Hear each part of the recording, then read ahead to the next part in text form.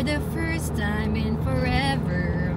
Ngayon na lang ulit kami mag-road trip together. Sige! And we'll make baby number 3. Yeah. We are officially here in Baguio. And ang traffic. Grabe dito. So guys, work muna tayo. Since ito naman ang pinunta natin talaga sa Baguio. Vlog mo to, di ba? So, sige. Mag-b-roll ka dyan. Samahan nyo kami kung gaano katagal kami hindi magkakainisan sa trip na to. Samahan nyo kami sa journey ngayon. Let's go!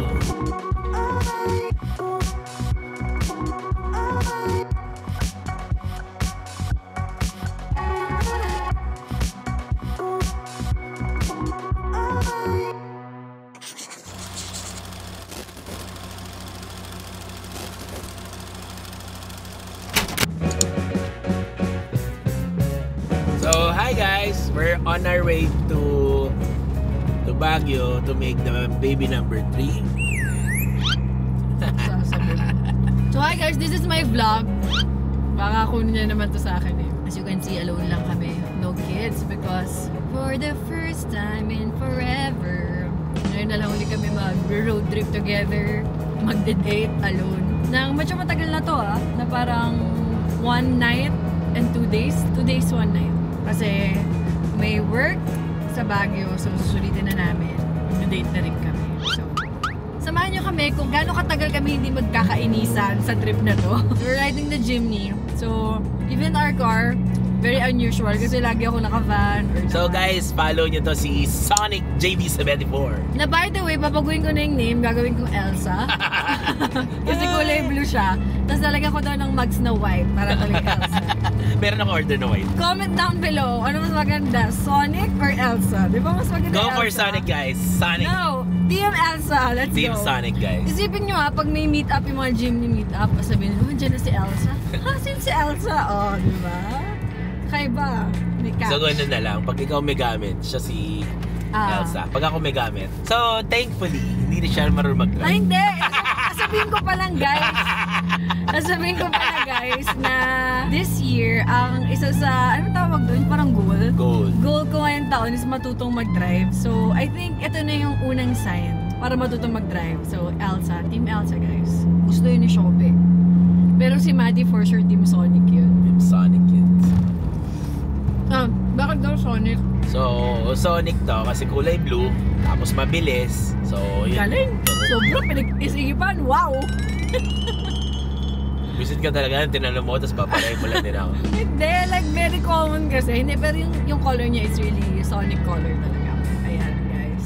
Nag-aaway na kami ngayon pa lang. So, we're coming from Isabela pa lang. Isabela to Baguio kasi doon naman talaga kami nakabase. Ang unang reason namin why we're going to Baguio is because may event na nakabook si Primo Cocktails doon. Tapos sakto, nung chinek namin si Cozy Cove, which is a popular restaurant ba siya or cafe? Cafe. Yeah, cafe. Cafe, hotel ata. Yes. Magkamali. Cafe na nag-held ng mga acoustic sessions. Nakita namin na may gigs sila ngayon. So sabi namin, go tayo dyan kasi ang artist nakakanta is si Yen Constantino. Sige! Si Cycle Mind and si Eric Santos. So, kaedad talaga natin to guys. Lahat ng 90s kids dyan. Ira. Yes, so alam natin lahat yan. And nandun na rin kami to observe kasi syempre diba si Primo Drink and Dine also held mga acoustic sessions. So, just to get an idea rin from them since they're respected institution na yung mga yan. On the top. So yun, so basically parang work and play and date. And we'll make baby number 3. Yeah. Guys, no. Road trip update guys. We are officially here in Baguio. And ang traffic. Grabe dito. We arrived at 6 o'clock PM and 6 PM din mag-open yung gate sa Cozy Cove. So, doon na kami dediretso.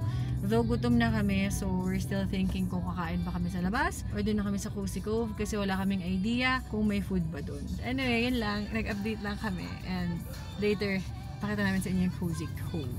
Let's go. Cozy Cove.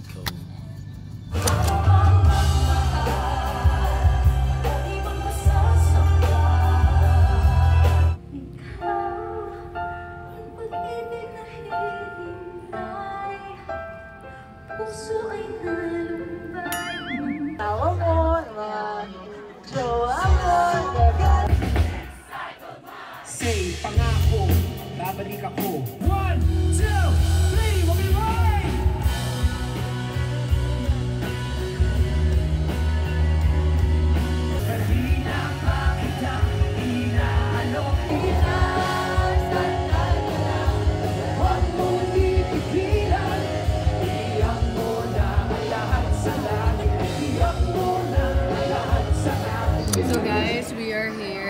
good taste because nasa Baguio ka ba kung hindi ka mag-good taste? So this is our first restaurant here in Baguio and it's actually 11 p.m. na. Kakatapos lang namin sa Cozy Cove. Wala na mamahalin na ibang restaurant kundi ito. So, the go-to place. Siyempre, be, video muna bago kain. So, muna bago kain naman. Ay, bago video. Video mo naman. Lomi! Grabe ang laman. Wow. Ayaw mo ba na malaman? Hindi ako sanay. Na-offend ka ba doon? Ayaw ko na masyado malaman kasi gusto ko na-enjoy yung fullness. Let's eat!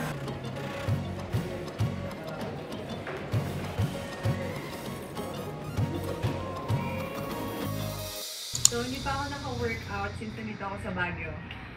Ito na. Let's go. Easy! Walang ako pinagpapawisan. Hindi ka tulad ng isa dyan. Talaga? Ano, baka bit-bit na rin ito. Ayaw mo pa kung gusto mong pagpawisan, ha? So, vlog niya to, di ba? So, pag-video natin siya doon.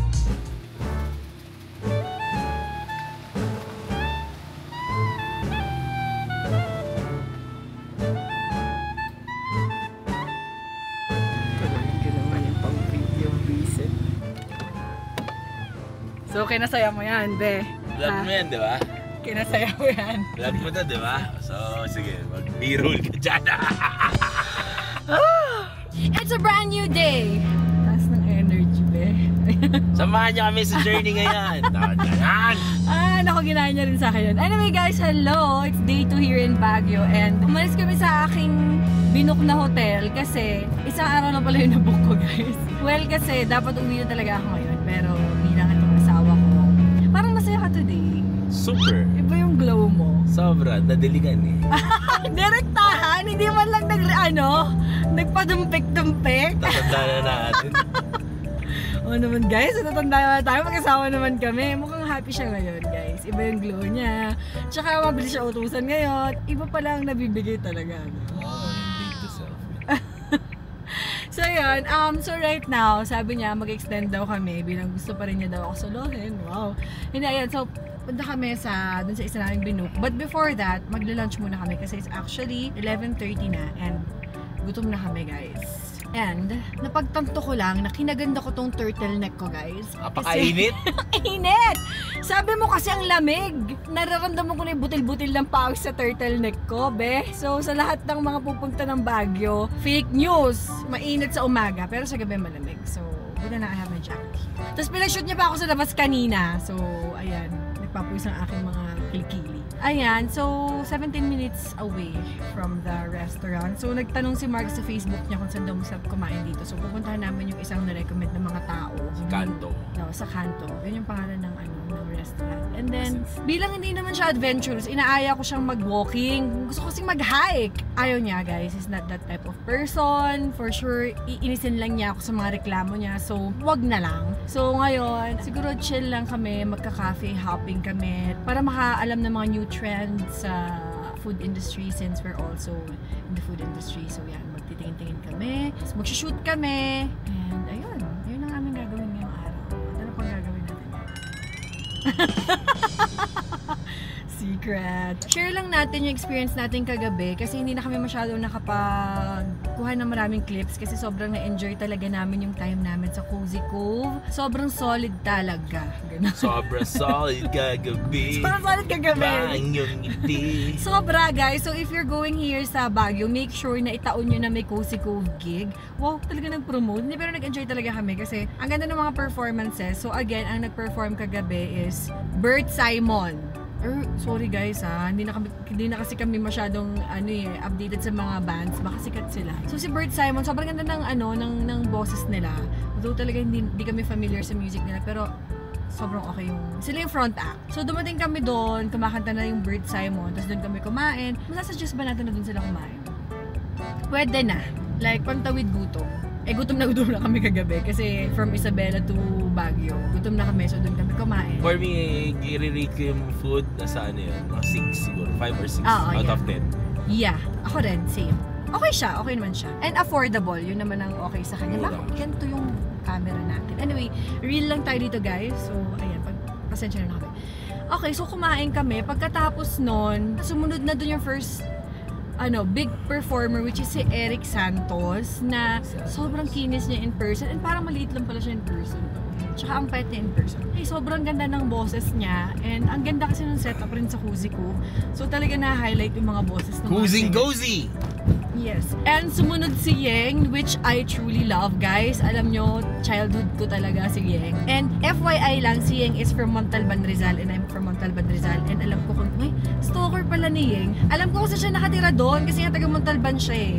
So, ayun. So, I'm really a fan of Yeng Constantino ng mga bata pa lang ako. And even yung mga songs ko, yun talaga, yung songs niya, yun yung kinalakihan ko. Alam nyo naman yung Hawak Kamay, di ba? Mga anthem ng high school days nating mga 90s kids. And ang ganda ng version niya ng Hawak Kamay sa Cozy Cove, na surprise ako doon kasi ginawa niya parang rock version ng Hawak Kamay. Hawak Kamay! Ganda. Galing, grabe guys! So yon, and ang ganda niya talaga. Sobrang ganda ng glow up niya. Nakita ko na siya in person dati, pero ngayon parang iba yung glow niya. Ang ganda ng song niya na T-A-N-G-A. Actually, hindi ko alam na siya yung kumanta. T-A-N-G-A. So, sobrang ganda. Yun yung tumatak rin sa akin kagabi. And after ni Yeng is, sobrang pagod na kami guys. Kasi kung familiar kayo sa Cozy ko, hindi sila nakaupo pag nag-acoustic session sila. So, gusto ko bumili ng upuan dun eh. Oo nga. May mga nakaupo, pero yun ata yung mga nauna doon. Pero masakit sa likod dun. Sabi ko, mas maganda na nakatayo. Naka-Indian seat sila. And bilang, ayoko na sabihin. Bilang mataba si Martok, mahirapan siya mag-Indian seat. So, nakatayo kami. Kakrams. Yung chan niya. So, nakatayo kami the whole time. So, nung after niya, syempre, ilang songs sila per set? Para 6? 6 to 7 eh. So, sipin mo siguro 2 hours yun, Eric tsaka Yeng. 2 hours ba? Mga ganun. So, 2 hours kami nakatayo. So, sa isip ko, parang gusto ko nang sabihin kay Mark na parang uwi na kaya tayo kasi pagod na. Ako din, pero sabi ko sayang kasi baka magalit siya eh. Yun ang isip. Ako rin, baka rin magalit siya. So, buti na lang, naisip namin yon, nag-iisip kami doon at nagstay kami. Pero grabe, enjoy. Grabe! Misa lang yung hindi ko na yung prinsesa, sobrang. Oo, hindi lang kasi nila kinanta yung prinsesa. Sobrang favorites. Oo, ang ganda, ang galing, sobrang... Tingin mo ako sa iyong palasyo. Ganda, grabe. Diyan ako na in love eh. Sobrang. So, yun yung gusto niyang banat ko guys. Hindi, pero sobrang okay talagang manood pala ng live. First ako manood ng live ng banda. Usually singer lang na solo. Sobrang solid kasi rinig mo lahat instruments nila. Tapos yung performance nila, yung rakraka nila, like iba talaga. Iba talaga. Tsaka iba yung performer. Shoutout pala kay Boss Jai and Jessie. Yes. It's because of them, naka-Cozy Cove kami. Oo, kasi actually ubus na yung ticket nun. Pero because of them, nakasingit pa kami. Okay, Sir Shad, yan. Yes, and we also met, we've also met si Sir Shad. Sobrang galing. Sobrang ganda ng ginawa mo sa sobrang ikaw ang aming nilalook up. Very good ang ginawa mo. And what we really appreciate also is, alam mo yun, yung mga Pinoy music rin talaga actually is. Totoo isabin lang, OPM is not dead. Yes. So yun nga guys, kung pumunta kayo dito sa Baguio, make sure na mag-set kayo na merong gig sa Cozy Cove. And I think nagpo-post sila dun lagi ng schedule nila. Kasi first gig nila to ngayong January pala dad. So, very timing talaga yung nasaktuhan namin. And ang gagaling pa ng performance. And ka-age din namin yung performer. So, sobrang na-enjoy talaga namin kagabi. Ka-age namin. Masaya kagabi guys. Sorry hindi na namin kayo masyadong na-update. Kasi in-enjoy talaga namin yung time namin together last night. And pasensya na rin kayo sa shaky naming video. Kasi hindi ko alam kung ba't ganito yung nangyayari. Sinusundan kami ng camera. Anyway, ayun, nandito na ata kami sa restaurant, 3 minutes away. And again, ito ay yung kanto na na-recommend ng mga tao. So, let's see kung masarap to. So, we are just parking here in Kanto. Naalala ko lang, just wanna give a shout out sa mga taong nag-aalaga sa aming mga anak. So, first time in a long time na nakaalis kaming dalawa ni Mark. So, thank you sa aking mga angel sa house, sila Yaya. So, sad news guys. Walang parking sa Kanto. So, nakita ko rin sobrang puno rin yung restaurant. So baka matagal din yung food service doon. So we are looking for Stella na lang gusto mo? an alternative right now. Okay, wait lang. Hahanap lang ako. Okay, nakapark na kami pero hindi sa kanto. Dito kami sa The Gallery by Witchcraft. And to be honest, mukhang mamahalin siya. And maraming repost. Marami nag-recommend. Pero parang bagay ba sa atin do? Tsara. Oo. Pang dito talaga ako. Pang dito daw talaga siya. Anyway, let's go.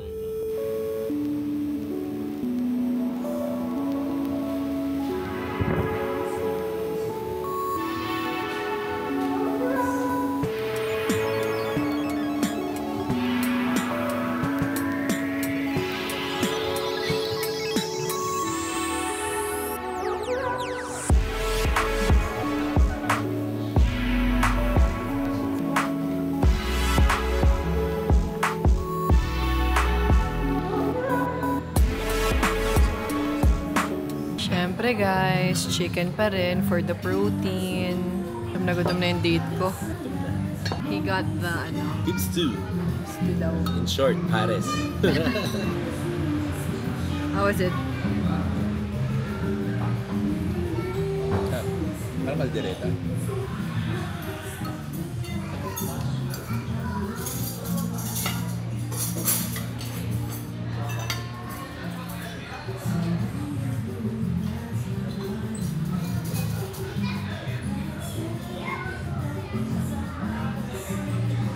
Sabi ko lang dito, lasang luto ni Ate Rose. Lasang lutong bahay.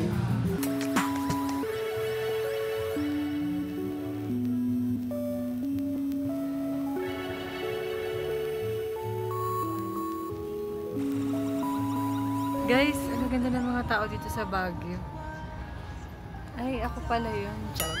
Hello guys! I don't know if you can see it, pero medyo ma-foggy na tayo sa lugar na aming pinuntahan. By the way, we are right now here sa Rebel. Ayan. Sa Rebel Bakehouse. I have been wanting to go here nung twice na ako napunta ng Baguio. And laging hindi ko ito napupuntahan kasi medyo malayo siya sa city center and naiinip yung kids sa biyahe. So finally, I can visit this famous bakehouse. And if you have been following me, you guys know na sobrang I love bread so much. And yeah, perfecto. I'm so excited to try. Let's go! Okay, feature naman natin si Sonic. Na we're still discussing with the final name, guys. I think bagay talaga Elsa the Jimny, guys. Tapos papalitan ko lang yan. Gagawin nating puti yan. Yan. Comment down below kung agree kayo sa Elsa the Jimny. Nagagalit yung may-ari. Ayan. So, Elsa the Jimny, guys. I really think it's the best fit for this Jimny. Ooh. Ayan. Parang kapeg siya ng Primo, be. Ang ganda. Nakikita mo kung paano sila gumagawa ng tinapay. Hello to my photographer. Yay! Look at this. Ayan tayo magkape-kape at mag-bread. I know! It looks yum, guys. So, I will get this kasi curious ako kung anong lasa. Sarap po ensaymada. Even this. And this one, gusto kong pumili bilang mahilig ako sa bibingka. Pero parang promising din to, guys. Ako to, try this one. Lahat naman na ata. And this one. Natikman mo na. Tsaka. And this one, guys. Buisit.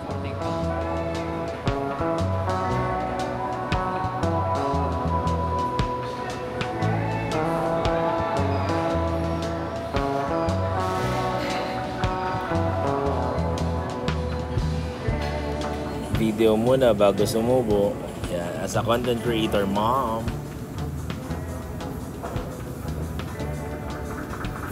So yan, yung camera. Shoot muna tayo.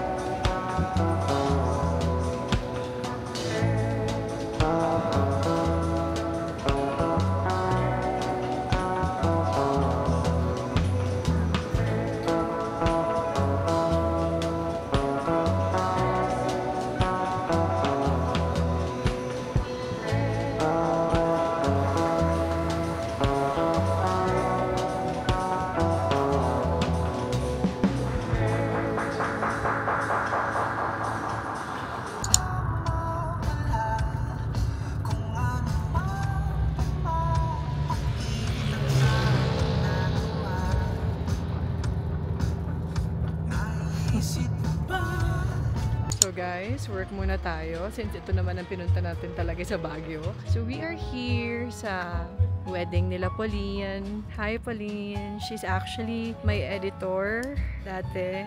So kinuha nilang Primo cocktails for their wedding. Ganda! Here's Primo! So guys, work muna tayo. This is our coffee cup. So this is coffee and cocktail. Book us! So apparently, it's only their soft opening. Kaya pala maraming tao. Ito yung nakikita nyo sa TikTok and everything. Yan yung highlight nila. Pero it's full. Sadly, we can't sit there. This spot is nice.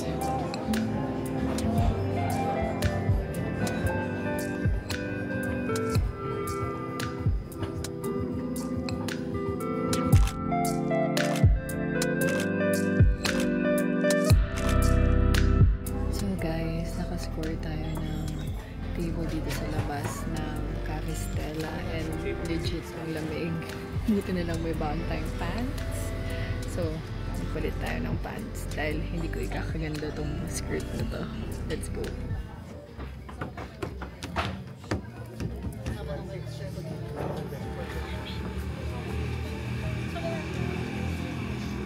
Butas pa rin naman.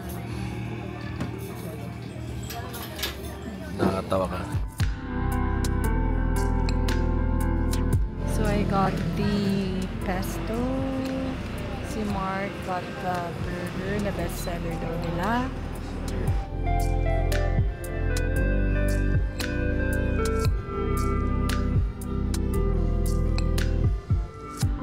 So this is the last destination for tonight and let's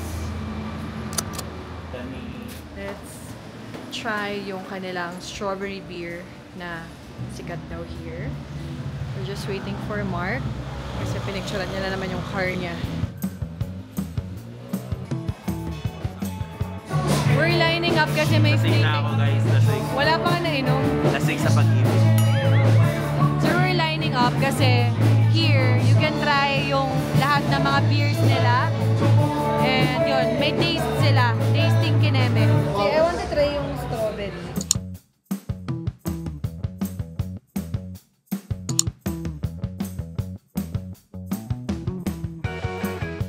Parang pares lang. Pagpaglalaki. Panglalaki, sir. Doon ka sa malakas, sir. Hindi, wag kayo na malakas. Mahina ko yun.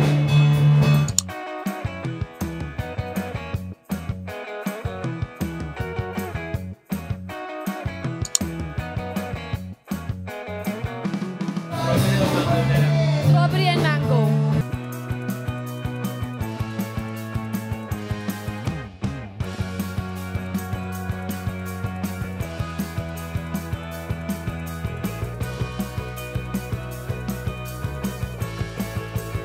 To the cup of the night. Cheers, guys. Good night. See you. Sarap pa. Abig sa'yo masarap pa. May isa pa? Ayun guys, hindi na kami nakapag-outro ni Mark kahapon, kagabi kasi late na kami nakauwi. We've met some friends here in Baguio and this morning, nauna na sa Manila si Mark kasi meron siyang hinahabol na meeting doon. And I, on the other hand, will go back to Isabela na to be with my kids and of course to go back to work there. And I hope na-enjoy nyo guys itong whole Baguio trip namin dalawa ni Mark kasi kami talaga nag-enjoy kami. Though biten, pero hopefully maulit-ulit itong aming solo mini vacay ni Mark. So ayun, till our next vlog and don't forget to like, share, and subscribe dito sa aking channel and follow nyo na rin lahat ng aking mga social media pages para lagi kayong updated if I have a new upload or mga ganap ko. Thank you so much guys!